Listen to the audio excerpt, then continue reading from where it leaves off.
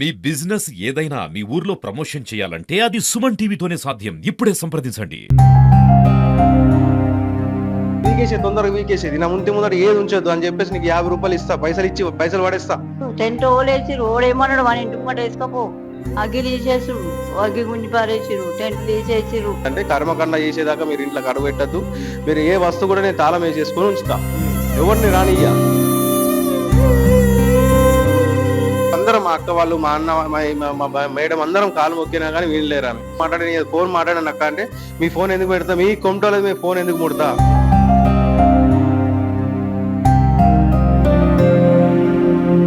ఉపాధి కోసం సిద్దిపేటకు బతుకు తెరువు కోసం అయితే సిద్దిపేటకు రావడం జరిగింది. సంతోష్ అనే వ్యక్తి అంటే ఒక బట్టల షాప్ లో కూడా ఆయన వర్క్ చేస్తున్నాడు. వాళ్ళ నాన్న అనారోగ్య పరిస్థితుల వల్ల మృతి చెందడం జరిగింది. నాన్న మరణం ఒక దిక్కు, మరో దిక్కు కిరాయికున్న ఇంట్లో ఖాళీ చేయాలని ఇంటి ఓనర్ ఫోర్స్ మరో దిక్కు. పుట్టెడు దుఃఖంలో కూడా నాన్న శవాన్ని పట్టుకొని శ్మశాన వాటికకు వచ్చి దహన సంస్కారాలు చేసి గత వారం రోజులుగా కూడా శ్మశానంలోనే జీవనాన్ని అయితే ఒక కుటుంబం కొనసాగిస్తుంది.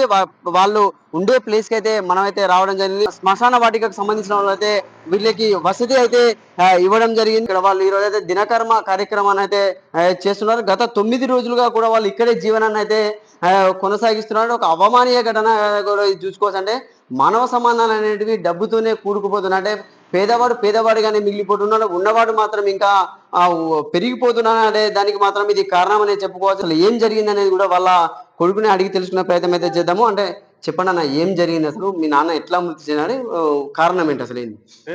మా నాన్నగారు హెల్త్ బాగాలేదండి. తనకి ఒక సంవత్సరం బాగాలేదు. ఇక్కడికి వచ్చి 4 months 5 months అవుతుంది ఇక్కడ రూమ్ లో, శంకర్ నగర్ 1 లో.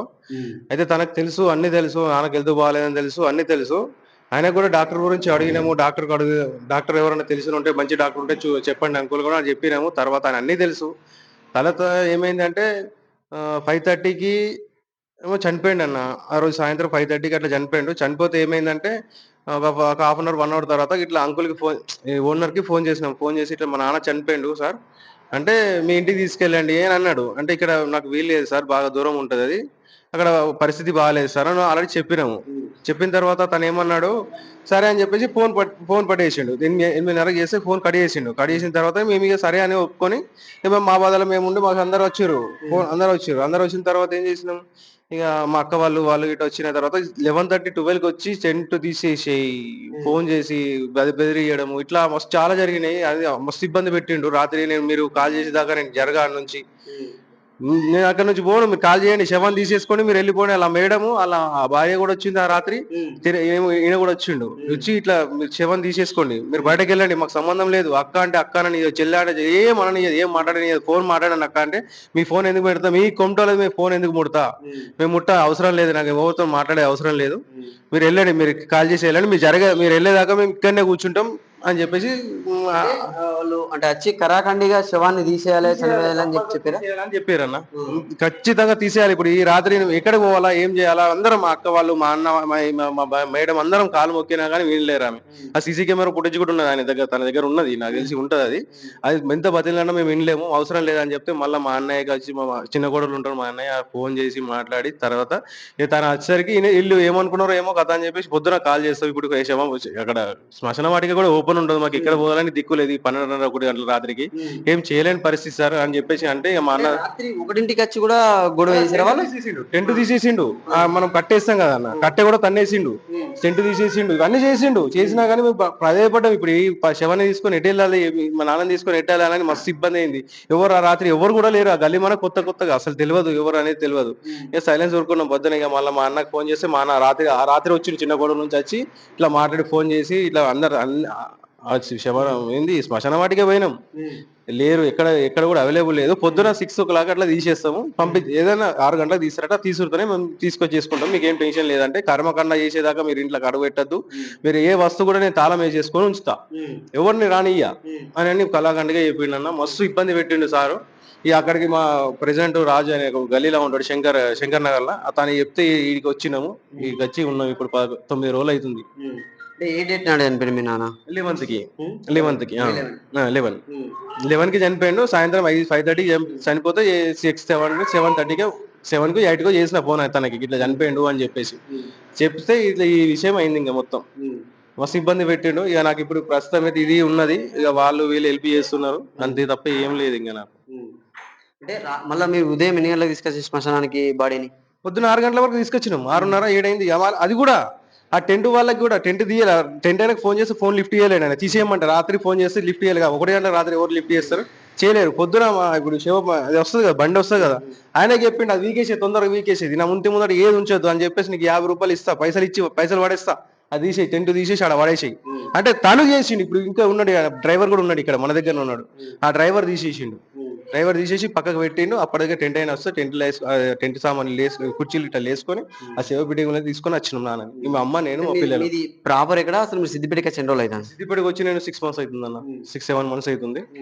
మాది మార్చేడు ఎక్సైడ్ గన్పూర్ ఉంటుంది. ఇక అక్కడ కొద్దిగా ఇబ్బంది ఉందని చెప్పేసి ఇటు వచ్చినాం. అంత బతుకుదెరుగు లేదు కాబట్టి ఇక్కడికి వచ్చేసి చూద్దామని చెప్పేసి వచ్చినాయి. ఇక నాన్నకి కొద్దిగా బాగా సీరియస్ అయ్యేసరికి నేను ఎటు పోలేను, నాన్నని చూసుకుంటూ అమ్మని చూసుకుంటున్నా. ఇక మా మేడం ఒక ఆమె తిరుపతి షాప్ లో వర్క్ చేస్తుంది, 6,000-7,000 వస్తుంది ఆమెకి. ఆమె మీదనే మేము ఎలా తీసుకుంటున్నాం. సో అంటే చూడండి, ఏంటంటే ఒక మనిషి చనిపోయిన తర్వాత అంటే ఆపాలి, అంటే ఉండనివ్వండి అనే ఇంటి ఓనర్ కూడా మానవత్వం చూపించకుండా రాత్రి 12 గంటలకు ఇండ్లు ఖాళీ చేయండి అని కూడా ఇబ్బంది పెట్టడంతో వాళ్ళు శ్మశాన వాటికలను అయితే ఇప్పుడు ఉంటున్నారు. మృతి చెందిన వాళ్ళ భార్య అయితే ఉన్నారు. అసలు ఏం జరిగిందమ్మా ఆ రోజు రాత్రి, ఏం జరిగింది? ఆ రోజు 5 గంటలకు మా ఆయన తానం చేపించినాము, తయారు చేసినాము. ఆయన తానం చేసినట్టే ఇట్లా కూర్చుంటే పెడితే అట్లా ఇది అయిపోయింది. ఇక ఆ అబ్బాయి నేనే ఉన్నాం. మా కోడలు బయటకు వెళ్ళింది. ఆయనకి ఎట్లా మరి డాక్టర్ ఫోన్ అంటే డాక్టర్ చేస్తే డాక్టర్ ఏం ఎత్తలేదు. ఇక ఈయనకు చేసిండు, ఇట్లా అయింది నాన్నకంటే సప్పుడు చేయలేదు. సప్పుడు చేయకుండా అమ్మకి ఇట్లా సప్పుడు చేస్తలేరు ఎట్లా అంటే మరి ఏం చేద్దామని అన్నా. ఇక నేను ఏడ్చుకుంటున్నా, నాకేం మనసులో పట్టలేదు, నేను ఏడ్చుకుంటున్నా. ఇక తర్వాత జరిగింది, ఇక వాళ్ళే చూసుకున్నారు. నా కొడుకు, నా కోడలు, నా బిడ్డలు వచ్చిర్రు ఇద్దరు. ఆ బిడ్డలు మాట్లాడితే అక్క అంటే అక్క అనుడు, చెక్క అంటే చెక్క అనుడు. టెంట్ ఓలేసిరు, ఓడేమన్నాడు మన ఇంటి ముంగట వేసుకోపో, అగ్గి తీసేసుడు, అగ్గి గుంజి పారేసిరు, టెంట్ తీసేసిరు. ఆయనకు ముందే తెలుసు, బాగాలేటని తెలుసు. నేను ఆయనను అడిగిన, ఎక్కడన్నా డాక్టర్ మంచోళ్ళు ఉన్నారా మీరు చెప్పుండ్రి, మీకు తెలుసు, మాకు తెలియదు, మేము కొత్త వాళ్ళం అని చెప్పినా కానీ ఆయన ఒక డాక్టర్ పేరు చెప్తే ఆ డాక్టర్ చూపించినాం. ఆయన చూసిండు, 10-15 రోజుల కింద చూసిండు, అన్ని నార్మల్ ఉన్నాయని చెప్పిండు. ఇక మళ్ళీ ఆ రోజు అన్నం తినిపించిన, పాలు తాగిపించిన, కథం ఇక స్నానం చేయించిన, మంచిగా కూర్చుండే పెట్టిన. అమ్మ పరుపు తెచ్చిండు, అది మన ఇది కరెంట్ది పరుపు తెచ్చి, అమ్మ పరుపు వండ పెడదాం, నాన్నకు పుండ్లైనాయి, ఇలా పుండ్లైనాయి పక్కన. అయితే నాన్నని వండ పెడదామంటే నాన్న నాకు ఆగుతలేదు, నాకు చక్కెర వచ్చినట్టు అయింది, తొట్టి కొయ్యింది కడిగిన, అంత వాసన వస్తుంది, నాకు తలకాయ తిప్పుతుందిరా, నువ్వు పట్టుకోరా అంటే అమ్మ నాతో కాదని ఆయనతో లాబట్టి మంచం మీద వండబెట్టింది, సాల్వ్ వేసి కథం అంతే. ఇక మా లేదా నిద్రపోయినట్టు ఉన్నాడు, అన్న ఫోటోలో కూడా ఉన్నాయి.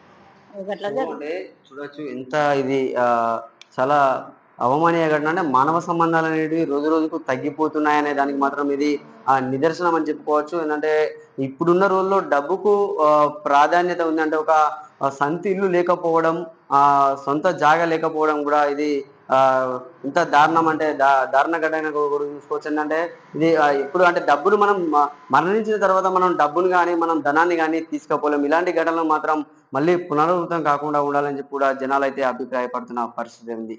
కెమెరామెన్ శేఖర్తో సతీష్, సుమన్ టీవీ, సిద్దిపేట. తొందరగా వీకేసేది, నా ముందర ఏది ఉంచొద్దు అని చెప్పేసి నీకు 50 రూపాయలు ఇస్తా, పైసలు పడేస్తా. టెంట్ ఓలేసిరు, ఓడేమన్నాడు మన ఇంటి ముంగట వేసుకోపో, అగ్గి తీసేసుడు, అగ్గి గుంజి పారేసిరు, టెంట్ తీసేసిరు. అంటే కర్మకాండ చేసేదాకా మీరు ఇంట్లో కడుగు పెట్టద్దు, మీరు ఏ వస్తువు కూడా నేను తాళం వేసేసుకొని ఉంచుతా, ఎవరిని రానియ్యా. అందరం మా అక్క వాళ్ళు, మా అన్న, మా మేడం అందరం కాలు మొక్కినా కానీ వీళ్ళు లేరా.